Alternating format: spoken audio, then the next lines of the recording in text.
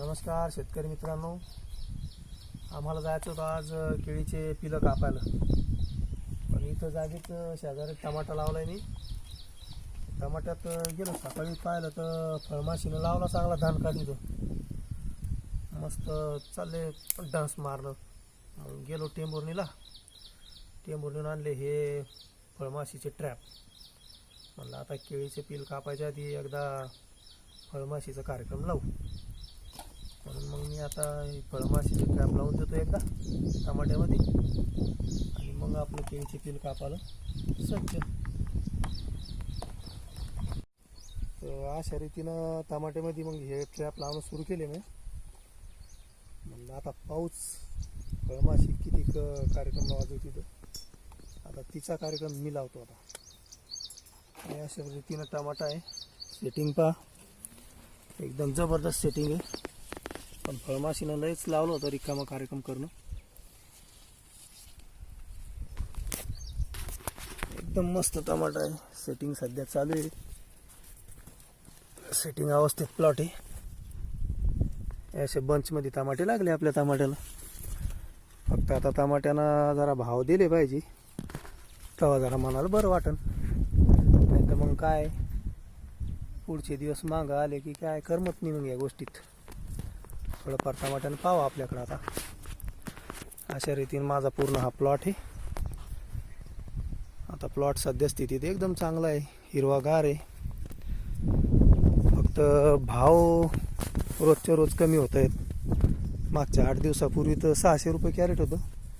आता आजचा भाव तर 150-200वर आला आहे. कसं कसं करावं या शेतकऱ्यांना हेच समजत नाही. पण जाऊ द्या, आपल्या पाचवीलाच पुंजेले म्हणून करत राहा.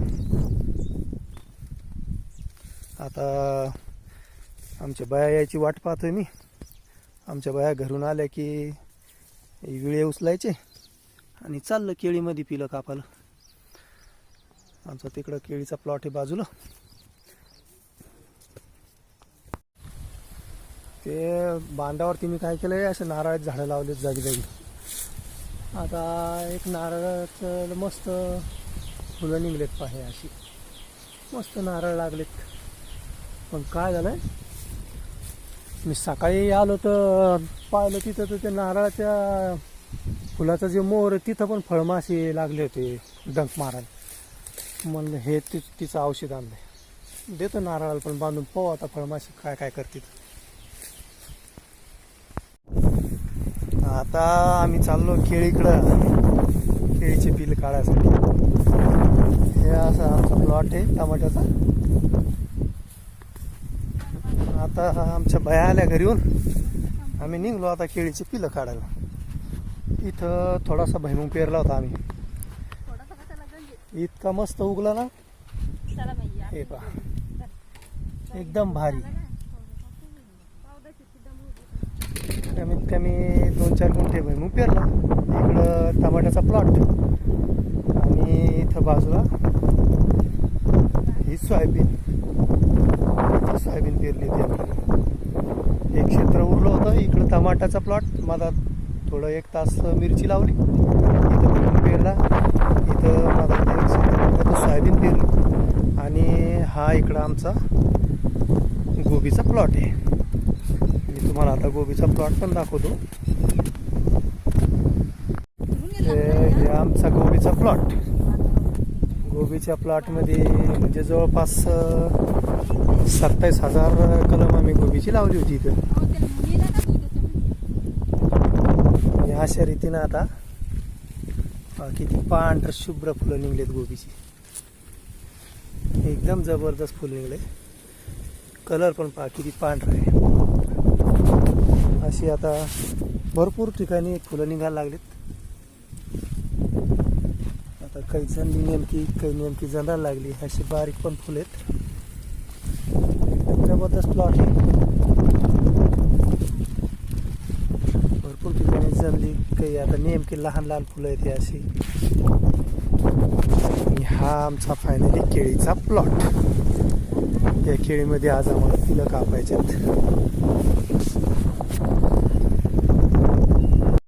ते विळे कापाय आपलं केळीचे पिलं कापायचे ना, थोडं म्हणलं वेळेनंतर करून घ्या, कारण की मग ते जड जात नाही पिलं कापण्यासाठी, म्हणून मी याला असं हे घासून घेतो. एकदा आता हे शर्ट बदलून घेतो, कारण की केळीचं पील कापल्यावर इथून जो चिक निघतो त्याच्यातलं पाणी, त्याच्यामुळे शर्टाला इतका बेकार डाग पडतोय की काही केलं ते डाग निघत नाही. म्हणून आता एकदा शर्ट बदलून घेतो आणि नंतर लागतो मग आपल्या कामाला.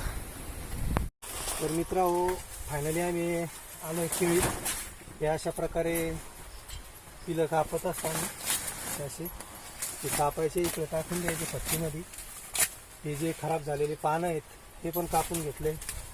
नळी अशी थोडी इकडे करून घेतो, म्हणजे कसं आहे जेणेकरून जुळ्यानं नळी कटली नाही पाहिजे.